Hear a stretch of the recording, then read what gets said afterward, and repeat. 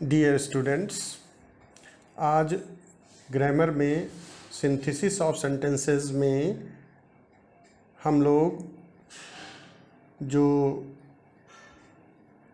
Synthesis करेंगे वह based होगा नॉमिनेटिव एब्सोल्यूट पर। I mean to say that today we are going to combine the simple sentences into one simple sentence by using nominative absolute। Nominative absolute का प्रयोग करके आज हम लोग सिंपल सेंटेंसेस बनाना सीखेंगे। तो बच्चों, सबसे पहले हम ये जान लेते हैं कि नॉमिनेटिव एब्सोल्यूट होता क्या है। नॉमिनेटिव एब्सोल्यूट जो होता है ये सब्जेक्ट होता, वह सब्जेक्ट होता है, वह नॉमिनेटिव होता है। नॉमिनेटिव का मतलब होता है सब्जेक्ट। नॉमिनेटिव का क्या अर्थ होता है? नॉमिनेटिव का मतलब होता है सब्जेक्ट। तो यह वह सब्जेक्ट होता है जो स्वतंत्र रहता है सेंटेंस में फ्री रहता है, एब्सोल्यूट रहता है। एब्सोल्यूट का मतलब होता है फ्री। कहने का मतलब यह है कि ऐसे सब्जेक्ट का वाक्य के वर्ब पर कोई भी प्रभाव नहीं पड़ता है। अब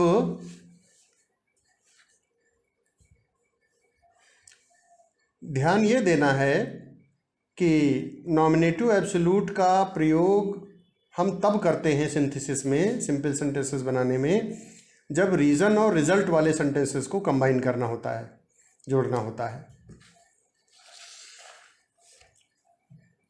हम ये देखते हैं जो सेंटेंस दिए हुए होते हैं उसमें ऐसा सेंटेंस कौन है जिसमें कार्य पहले हुआ है, जो कार्य पहले हुआ है, ऐसे सेंटेंस को हम सेलेक्ट करते हैं और उसका जो सब्जेक्ट होता है उसे हम पार्टिसिपल से पहले रख देते हैं। और एक बात ये ध्यान रखनी है कि जब verbs is, am, are, was, were helping verbs के रूप में सेंटेंस में ना प्रयुक्त हों तो हम क्या करते हैं? सब्जेक्ट के बाद बीइंग लगाते हैं। जब हम उसको कंबाइन करते हैं, सिंपल सेंटेंस बनाते हैं, तो हम बीइंग लगाते हैं सब्जेक्ट के बाद।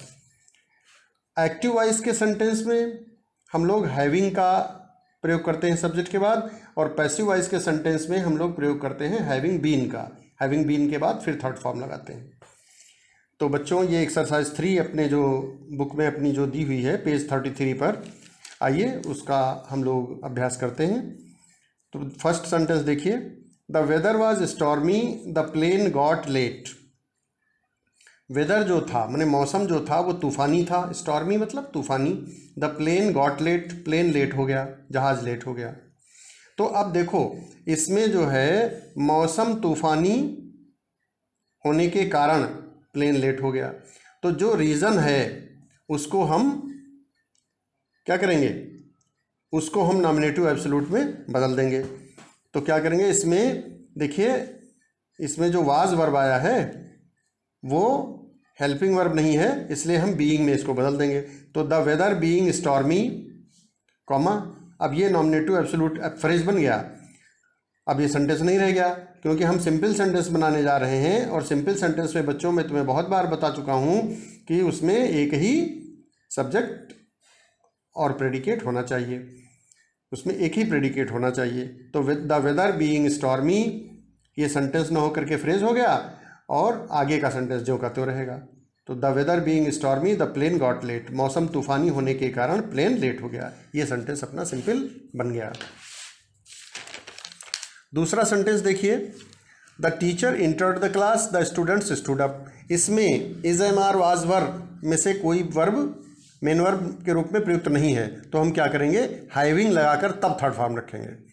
तो हो जाएगा, कारण इसमें कौन है? कारण वाला sentence, the teacher entered the class, अध्यापक कक्षा में प्रविष्ट हुए। द स्टूडेंट्स स्टूड अप, विद्यार्थी खड़े हो गए। तो ये तो रिजल्ट है, द स्टूडेंट्स स्टूड अप। और रीज़न है the teacher entered the class. तो इसमें हम क्या करेंगे? रीज़न वाले को हम पार्टिसिपल फ्रेज बना लेंगे। तो हो जाएगा the teacher having entered the class, the students stood up. अब एक बात और ये ध्यान रखनी होती है कि नॉमिनेटिव एब्सोल्यूट फ्रेज जो हम बनाते हैं, एब्सोल्यूट फ्रेज के बाद में हम कॉमा जरूर लगाते हैं। अगला सेंटेंस लिखने से पहले कॉमा अवश्य लगता है। Now look eight third sentence, third set. The army arrived, सेना आ गई। The relief work took speed, राहत कार्य ने स्पीड पकड़ ली। तो इसमें रीज़न है द आर्मी अराइव्ड। अब इसमें is am are was verb में से मेन वर्ब नहीं है, तो हम क्या करेंगे, हैविंग लगा के तब थर्ड फॉर्म रख लेंगे। तो द आर्मी हैविंग अराइव्ड, अब ये नॉमिनेटिव एब्सोल्यूट फ्रेज बन गया। तो the army having arrived comma the relief work took speed, result को आगे जोड़ देंगे बस।